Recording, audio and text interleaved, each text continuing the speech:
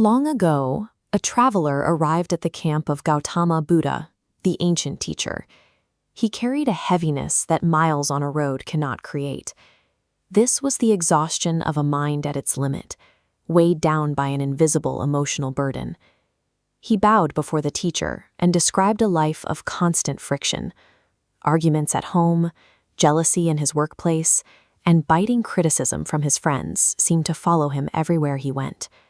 He had tried to escape by physically avoiding these people or by forcing himself to stay silent, but the internal pressure only grew.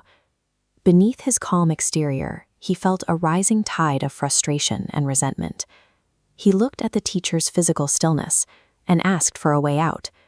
He wanted to know how to live among toxic people without being consumed by their negativity. The man believed that his peace depended entirely on the behavior of others. He was waiting for the world to become kind before he could finally feel at rest. The teacher led the man to a quiet walking path. They watched as a stranger stumbled, sending a heavy basket crashing to the ground.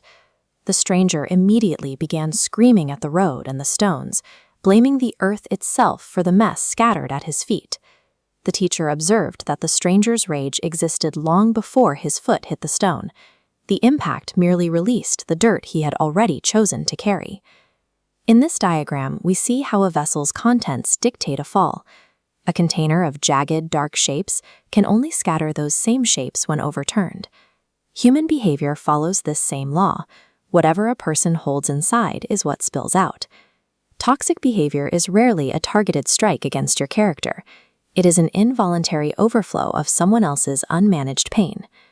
The traveler understood the lesson, but the practical danger remained. Even if an aggressor is simply in pain, their actions still have the power to inflict real damage. By a nearby campfire, the teacher extracted a glowing, smoking branch from the flames. He held the heat in his hand and asked the man what would happen if the wood were thrown at him.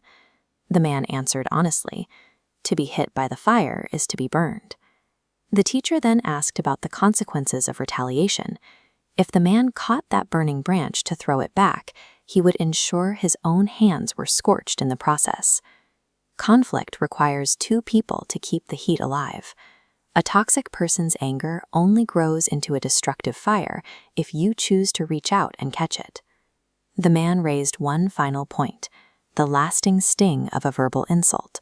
Even without physical fire, words can leave a wound that refuses to heal. The teacher calmly addressed this, pointing out a critical flaw in the man's perspective.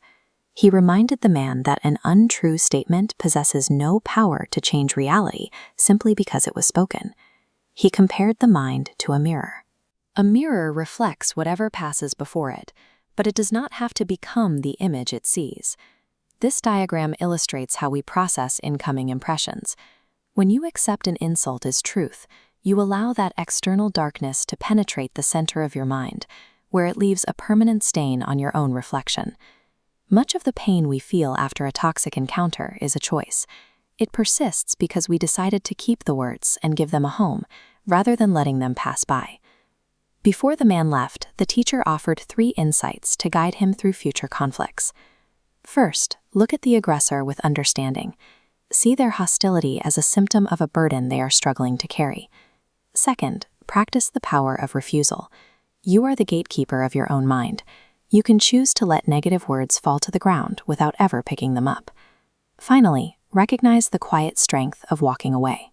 Wisdom often lies in choosing not to engage, prioritizing the safety of your own peace over the need to win an argument. The traveler returned to his village, but he walked with a new lightness. He realized that lasting peace is not found by changing the people around him, but by maintaining a balanced mind that remains untouched by their chaos.